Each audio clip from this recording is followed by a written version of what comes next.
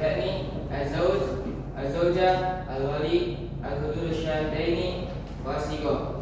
Summa wa huwa zauj. Az-zauj wa syartun fihi an yakuna musliman idza kanat muslimatan fa in kana kafiran wa zaujatu muslimatan wa liqawli ta'ala la hunna illa lahun. Summa sani yakni az-zaujah. Az-zaujah wa syartun fiha an takuna halala fala yasahu nikahu muhramatan. Summa salis yakni al-wali wa syartun fihi an yakuna mukhtaran fala yasihu nikahan min makrahu kama qala Rasulullah sallallahu alaihi wasallam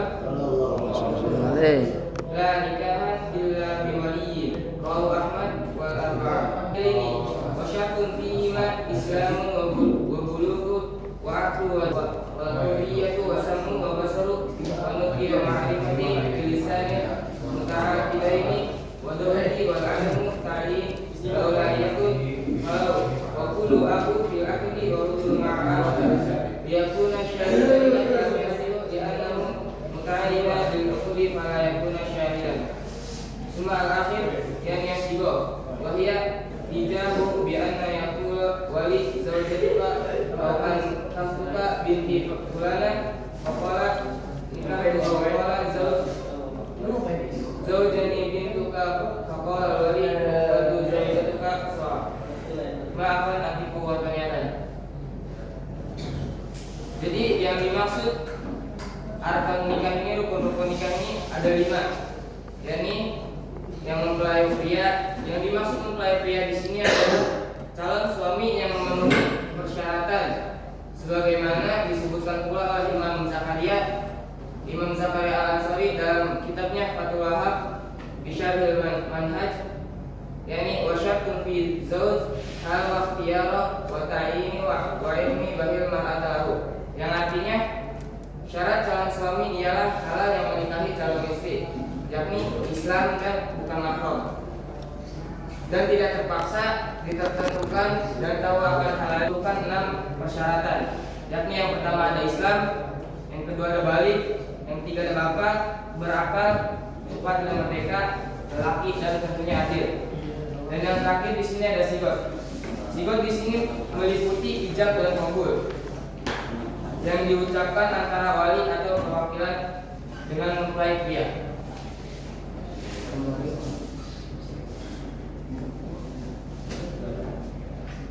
Beda.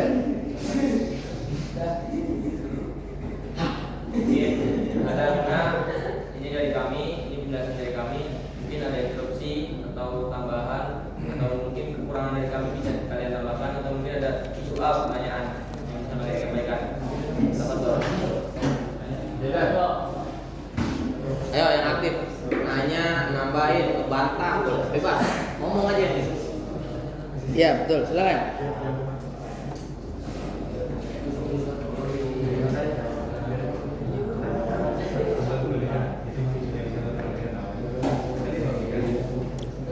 Nih, sebelah sini. Moderator.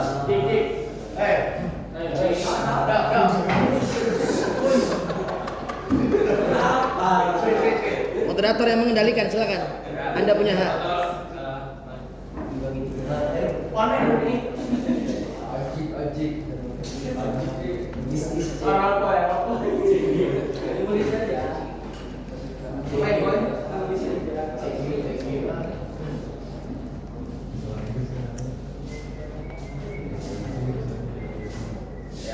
Dari kami juga kesempatan mungkin setiap kelompok ada pertanyaan, satu soal yang mungkin dimulai dari kelompok bertanya.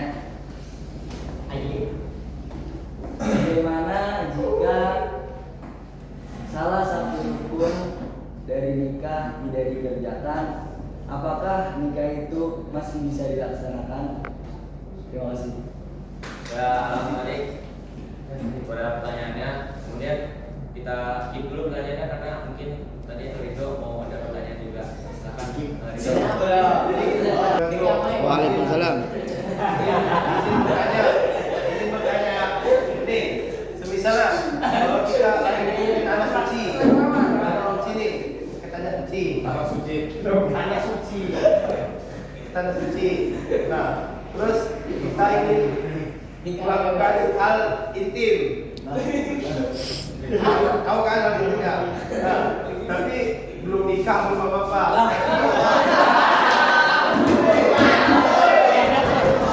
Moderator silakan.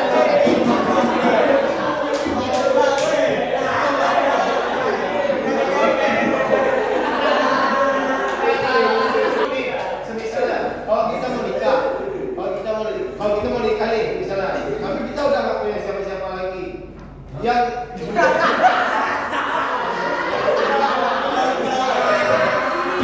ada walinya, ada walinya nih, nggak ada walinya lagi. Nah, yang bisa mengganti itu tuh apa aja? Misalnya kakak, apa aja? Selain siapa yang tadi gitu loh.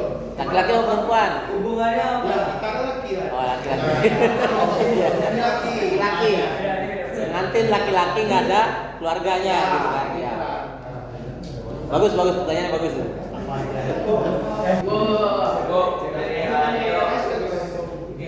Kita lanjut lagi. Kita ada pertanyaan berikutnya dari Bang Hafiz. Kita apa kan? Tentang maksud dari talak 1, talak 2, talak 3. Ya udah. Iya. Bisa tahu. Oke.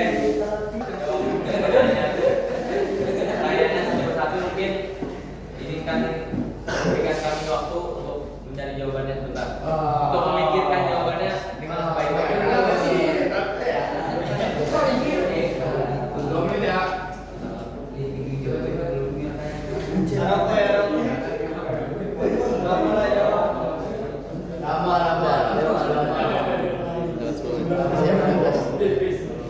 Nah, jawab.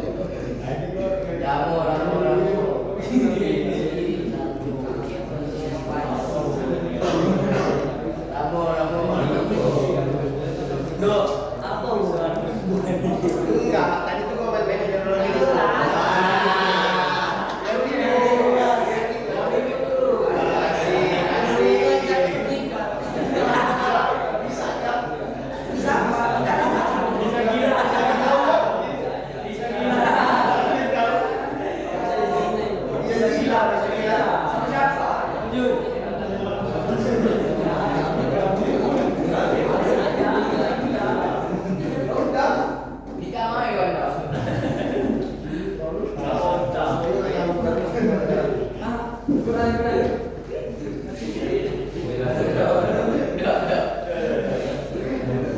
Dari kakak ya?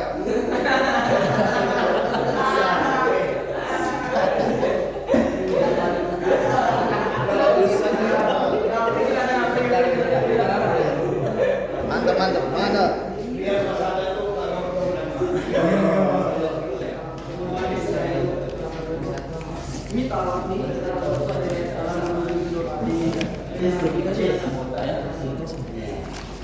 Pertanyaan yang pertama, kita akan jawab pertanyaan dari kelompok yang paling dulu. Tadi pertanyaannya, bagaimana jika salah satu dari rukun ini tidak dilaksanakan? Jawabannya, pertanyaannya apabila salah satu dari rukun ini tidak dilaksanakan, simpel aja. Ini kan rukun.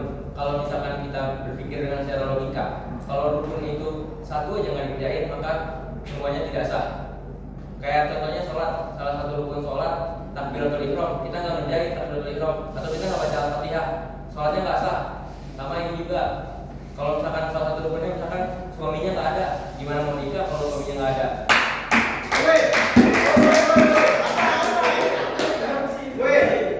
Interupsi saudaraku. Mana dalilnya? Ada nggak? Ada dalilnya. Kamu mungkin terlalu Karena di zaman sekarang banyak orang berpikir hanya pakai logika.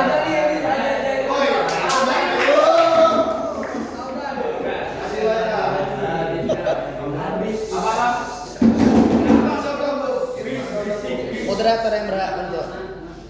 Hadisnya nomor 982 yang berbunyi Wan Abi Burda ini Abi Musa an Abi Diqala qala Rasulullah la nikah illa wali.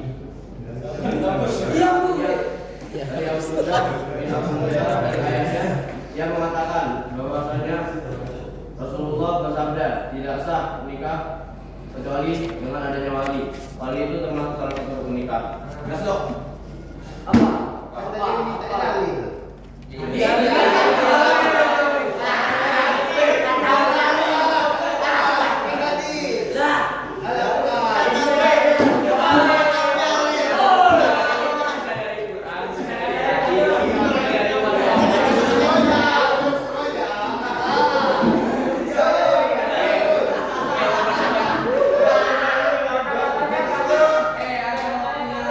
untuk mempersingkat waktu juga, pertanyaan ini kita anggap sudah bisa terjawab.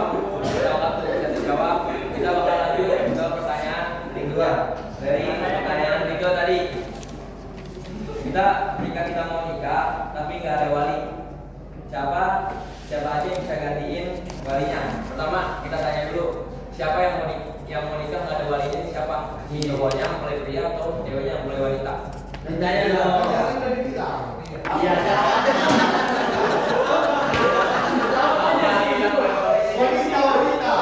Walinya wanita.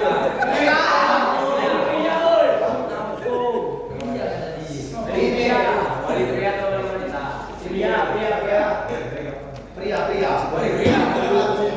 Oke, kita jawab. Kalau pengen nikah tapi nggak ada wali, si prianya nggak ada wali. Kalau si pria ini nggak ada wali nggak apa-apa. Yang diwajibkan ada walinya ini siapa? Wanitanya. Wanitanya yang ada walinya. Itu aja. Udah. Enggak, ini kita lagi.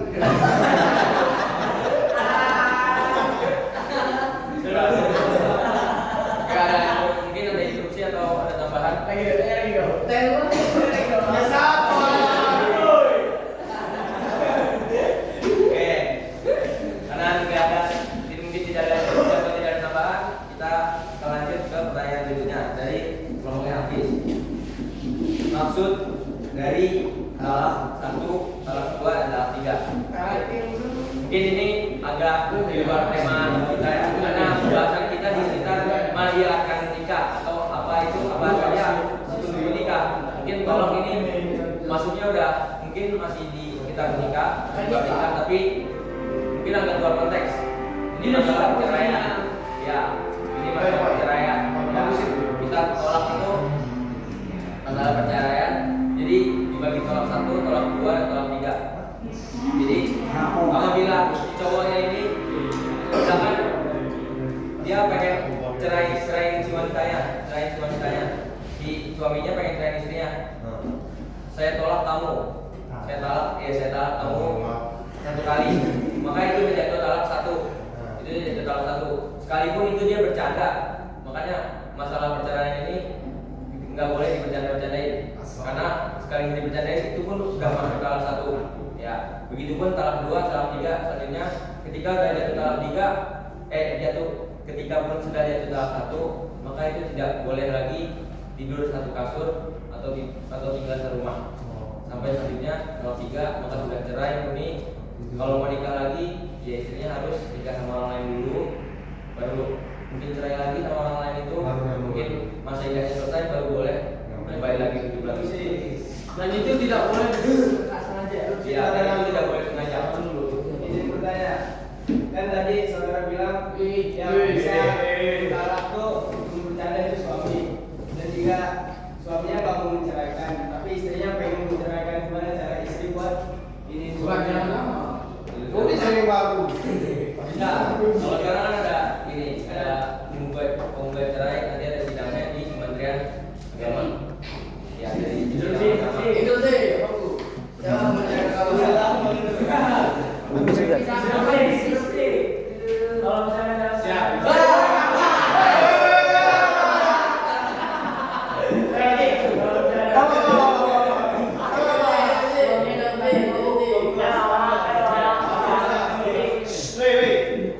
Oke, tadi ada nanya, coba nanya kalau suaminya dalam keadaan mabuk gimana? Woi, si pemabuk. Ini tobat teh. Tobat.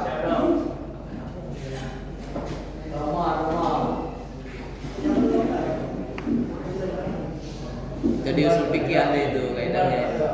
Ya, karena tadi pertanyaannya kalau sedang mabuk. Saya yang pernah dipelajari dari usul fikih dan aku mata pelajaran yang bahasa Jadi itu pernah jelasin kalau misalkan dalam keadaan mabuk itu semua perkataannya, semua perbuatannya itu nggak dianggap karena dia nggak sadar dalam kondisi yang nggak sadar. Jadi dia mau mungkin dia sholat atau puasa itu nggak sah karena dia nggak sadar. Mungkin begitu juga dalam hal nggak dianggap karena dia mabuk nggak sadar. Mohon izin moderator menginfokan kelompok antum sisa waktunya sekitar 7 menit lagi. Oke, mungkin satu pertanyaan lagi ya. Tadi dibilang 7-8 menit lah. mungkin dalam hal dalam juga begitu kalau manusia ya.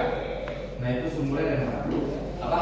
Kan tadi bilang kalau misalnya mabuk sholat itu kan nggak terima karena dalam badan nggak sadar. Terus kalau kemungkinan juga dalam hal dalam juga kayak gitu. Kalau misalnya mabuk nggak masuk salah 1, 2, 3 kan. Nah itu sumbernya dari mana? Ada di kitab usul fikih. Sumbernya Masih.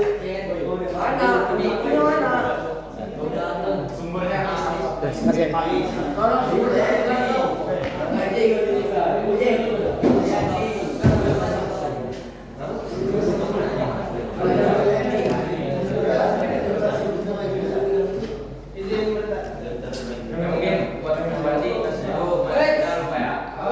Jadi mungkin sumbernya itu dari usul fikih masih kita lupa di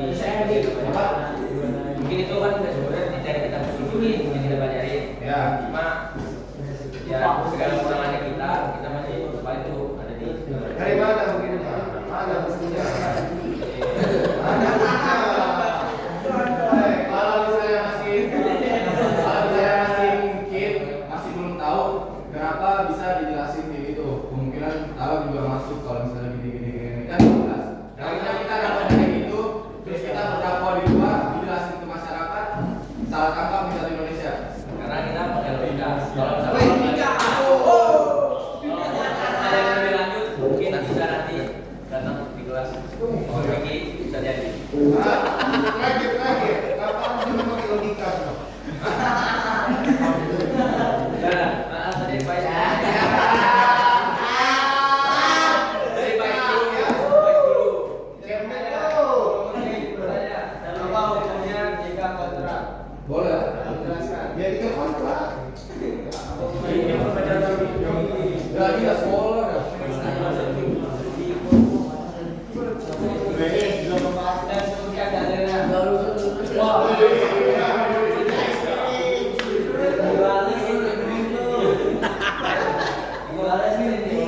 Silakan diminum. Boleh diminum, Akhi. Boleh diminum, silakan diminum. Ya, berapa oke. Masa yang fikih 3 menit lagi ya, Pak moderator. Masih ada mikir.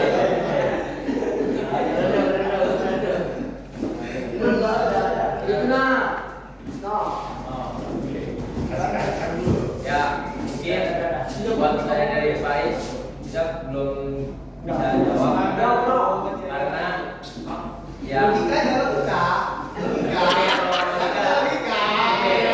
kita jawab logikanya tapi tadi kan Faiz minta dalilnya ya minta sama dalilnya jadi mungkin belum bisa kita jawab tapi kalau misalkan secara logika nikah kontrak kayaknya itu jadi bilang nggak boleh haram. Kenapa ya? Karena itu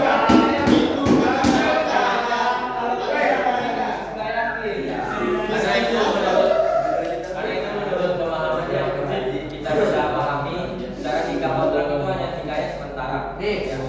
Nah, dengerin dulu. Bahwasanya menurut agama Syiah nikah kontrak atau nikah mut'ah ini dibolehkan. Namun menurut MUI Majelis Ulama Indonesia mengeluarkan fatwa bahwa nikah mut'ah ini diharamkan. Ini single setting hati.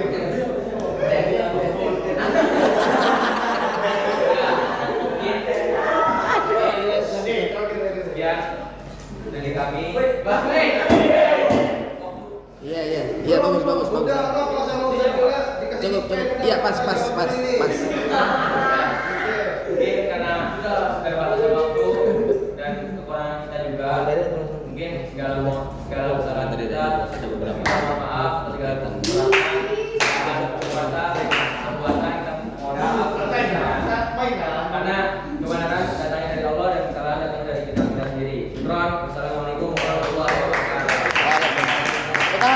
wabarakatuh.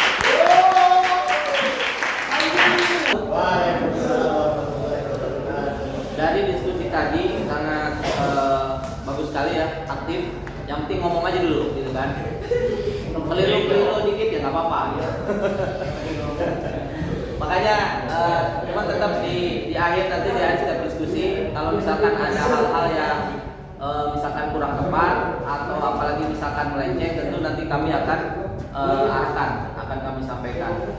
Tadi ada beberapa pembahasan diantaranya terkait dengan apa namanya, hanya yang belum terjawab itu ya, yang disampaikan kalau misalkan seorang suami mentalak istrinya dalam keadaan mabuk atau tidak sadar, gitu kan. Itu tadi dijawab bahwa talaknya jatuh atau tidak? Tidak, ya kan? Nah, itu bisa mengacu pada kaidah fikih, kaidah usuliyah. Dari kaidah apa tuh? Al-umuru bimaqasidiha. Salah satu kaidah cabangnya apa? Yang mengarah pada kasus tadi, bahwa setiap ucapan itu harus berdasarkan niat yang mengucapkannya. Apa kaidah usuliyahnya? Seingat semester 1. Maqasidul lafzi ala niyatil lafzi.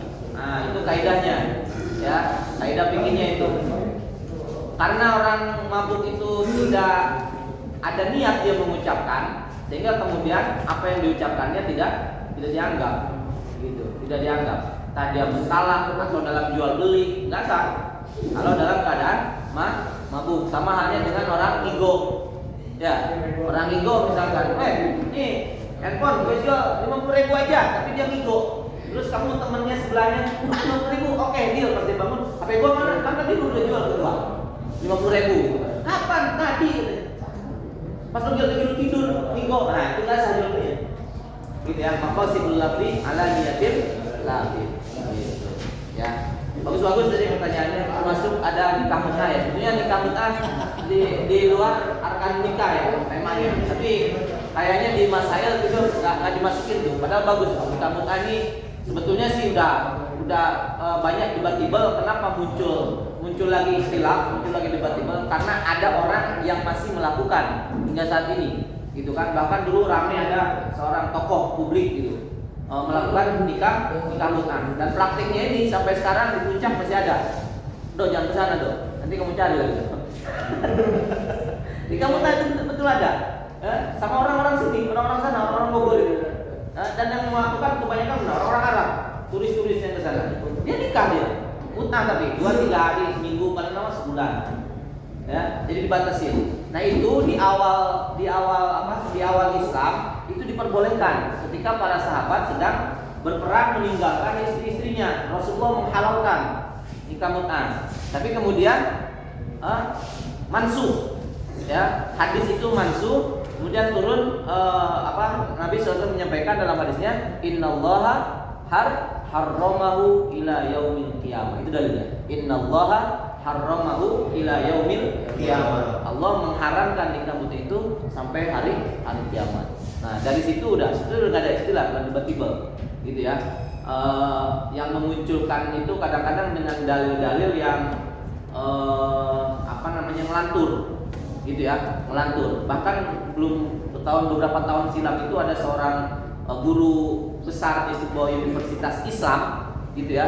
Bahkan yang membolehkan apa? Yang membolehkan nikah itu asal sama berhubungan itu asal sama suka boleh. Ya nggak jauh-jauh, dalilnya dia ngambil di sini, mengarahnya ke nikah mut'ah tadi. Itu ada yang bolehkan, kan ramai kasusnya seperti itu. Nah sehingga kemudian secara dasar fikihnya ya sulit itu untuk dicari dalilnya, pasti nggak akan nyambung ke sananya. Dan kemudian banyak dibantah oleh para ulama-ulama yang lainnya, apalagi kemudian oleh MUI. Itu aja tambahan dari saya. Sekian, terima kasih. Assalamualaikum warahmatullahi wabarakatuh. Waalaikumsalam. Terima kasih Ustaz. Saya senang sekali kelompok 1 bisa mengawal dengan luar biasa. Bagi saya bagus lah ya. Dan saya terima kasih buat kelompok 1. Dan harapannya kelompok 2, kelompok 3, kelompok 4 pun bisa lebih sama, syukur-syukur lebih ya. Kita beri aplaus dulu untuk kelompok 1 aja.